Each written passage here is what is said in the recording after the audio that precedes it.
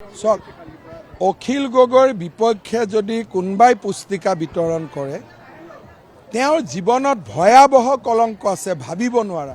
কিন্তু আমি লাজ পাওঁ কাৰণে আৰু এভিডেন্স জীয়াই আছে। আজি যদি মই ৰাজনীতি কৰিব খুজিলোহেঁতেন, এভিডেন্স দুটা জীয়াই আছে, মই ইমিডিয়েটলি ৰাইজৰ আগত লৈ আহিব পাৰোঁ।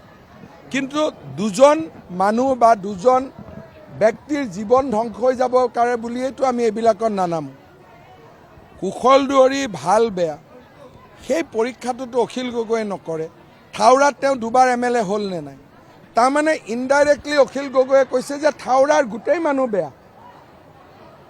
তেওঁ কি বুজাই আছে? কুশল দুৱাৰীটো আজি প্ৰথম ইলেকশ্যন খেলা নাই, তেওঁতো ভেটাৰেন হৈ গ'ল ইলেকশ্যন খেলি।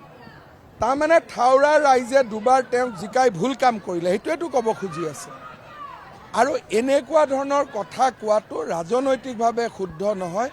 কোনো প্ৰাৰ্থীৰ ওপৰত ব্যক্তিগত আক্ৰমণ কৰিব নালাগে।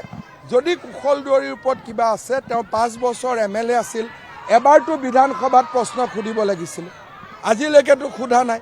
কোৰ্টত এখনতো PIL কৰিব লাগিছিল, আজিলৈকেতো কৰা নাই। তাৰমানে মোৰ এগেইনষ্টত ইলেকশ্যন নেখেলিলে কুশল দুৱাৰী ভাল, আৰু মোৰ এগেইনষ্টত ইলেকশ্যন খেলিলে কুশল দুৱাৰী বেয়া, ইমানেই নহয় জানো?